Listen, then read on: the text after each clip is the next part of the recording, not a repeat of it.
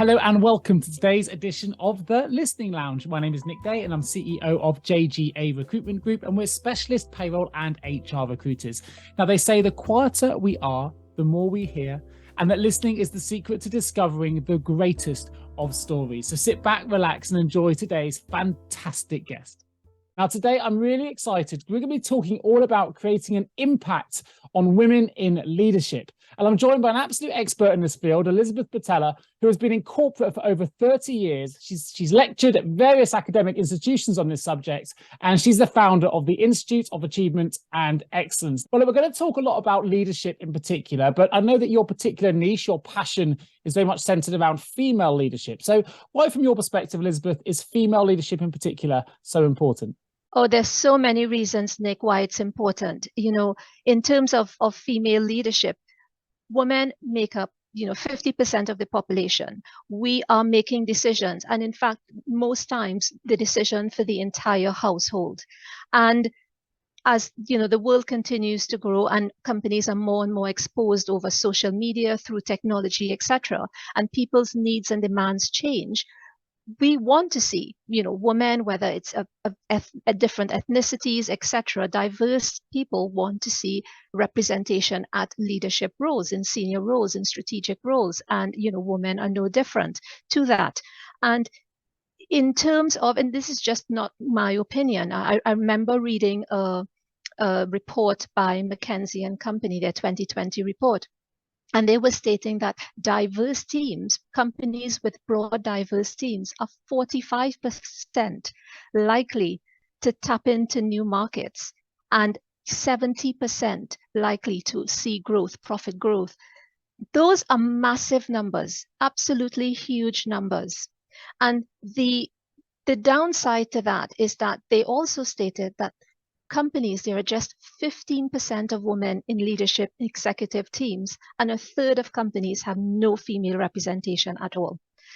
So for me, it is really, really important, because it is something that companies can benefit from, the population can benefit from, and the client base of organizations can benefit from. Wow. Well, that's a great education for everybody. I know there's a lot of study reports out there. I'm sure the HR cohorts that listen to this will be very familiar with the benefits of diversity of thought on boardrooms. But as much as we know, as much as we read about these statistics, I think PwC have released a report. I've certainly read the McKinsey one myself. Yes. We're still not seeing enough change happen. There's still a huge, a gap in the number of women that we're seeing in leadership roles, although it's improving. It seems to be improving very slowly. What steps can we take? What do we need to do next to try and change this imbalance? In terms of the steps that can be taken, it's two parts, Nick. One part is the woman herself. What can she do to level up herself, to step into that experience? And then the other part is the company themselves. What can they do to support, the woman in her journey? And this is why I look at things both intrinsically and extrinsically.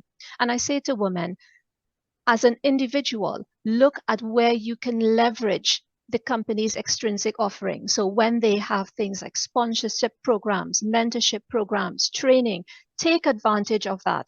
I have worked in organizations where there is an L&D offering, there is budget for it, and the company is saying to people, step in, use the resources, and yet still no one puts themselves forward. We have to actively seek out opportunities. So that's one. In terms of the woman herself, that's the extrinsic part. The intrinsic part is for her to manage her own self, and this is where she has control. Is it confidence you're lacking? Then look at strengthening that. Do you feel overwhelmed easily? Find the trigger points in terms of what causes that. So that's the female herself. And then there is the company. What can the company do? The company can look at things like their processes from induction, as I said, all the way to the exit.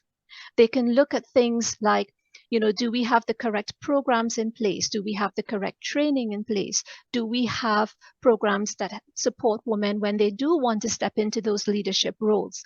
Even something as fundamental as the language used in job descriptions when, the organization is searching for that perfect person for their role. All of these things are things organizations and women can do to push that agenda forward. You mentioned in that first point that often there are these L&D programs that are available. There are sponsorship opportunities available, but they're not always taken up by individuals. Do you think that that's, we'll ask you what's the reason you think that is behind that, but also do you think that that's linked to problems, well, I say problems, but issues 2 and 3, which is a lack of confidence potentially, or even because the language used maybe by the company doesn't always invite people in the right way to actually take up these courses? What do you think the reason is that people aren't perhaps always utilizing the budgets for the L&D programs when there are potentially opportunities available? It can be a plethora of things. It can be the individual themselves, where they don't quite feel motivated. They have a lot going on in their personal lives. They feel very overwhelmed and therefore don't have space, or feel as if they don't have space for anything else. It can also be partly the organization, where these programs are not, communicated in a way that makes people feel, yes, it's something that's beneficial to me, or it is only geared towards the upper level of the organization, because, for instance, coaching programs may not be available to everyone. So it can be a series of different things why these things are not taken on board. I'd love to know a little bit more, if you can just perhaps tell our listeners about your own journey, because you are an entrepreneur, a founder of a wonderful business that's passionate about this subject area. Tell us a little bit about where this passion comes from and your own journey. I have been in corporate for over 35 years and lectured at different universities, institutions. And my experience has been mainly in male-dominated environments, IT, oil and gas, banking, professional services. And throughout that time, it has been quite a challenge. Now, luckily for me, I have always been curious. I've always, put myself forward for learning. I've always been proactive in making things happen and getting things done. And I have had the fortune of working with, coaches and mentors, etc. But it still has been a challenge. There were instances where in the IT sector, I was training very intricate IT systems, so Cisco routers, etc., very high-end stuff. And a gentleman walked into one of my training sessions, so it was a female training, and promptly walked out and asked for his money to be refunded. And I would say, for me, that taught me, it stung a bit. It's because I at that point in time, it didn't register why. But what I learned from that was, for every one person that may not want your services, that may not think you are capable, there are 15, 20, 50 others who want your services, who believe in you, who think you are capable. So don't focus on that one individual or those individuals. Focus on, the people that you can help. And this is what has fueled me throughout my entire career. I kept focused on the value that I could bring into any situation, regardless of how small that value would have been at that point in time. If it added value, if it helped anyone, I was there. And I think that I took that through my entire career, and it has led me to the point where I am today. How can we then use your experience to describe how we can create a more positive impact on our women leaders of tomorrow? For me, it in terms of how we can use that, there are 3 things that stand out. One, definitely, without a doubt, it's education. Education, it opens people's eyes, it broadens people's minds, and it helps women to understand. And I'm not saying that they don't understand, but for them to at least feel more confident with the thought that they do not need anyone to hold the door open for them. They have the key, and they can put that key into the lock, turn it, open it, and show up, because they deserve to be there. So that's one, education. The next thing is exactly what you're doing, Nick.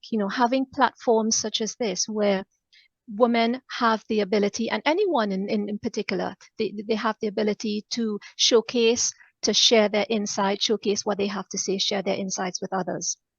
And then the final piece is, just taking advantage of everything that the world has to offer. We are technologically advanced. There are so many other platforms outside of what we are doing here and education that can be used and can be leveraged. So I would say, those 3 in particular. Thank you for joining me on today's episode of The Listening Lounge. My name is Nick Day, and remember, every great conversation starts with great listening. Till next time.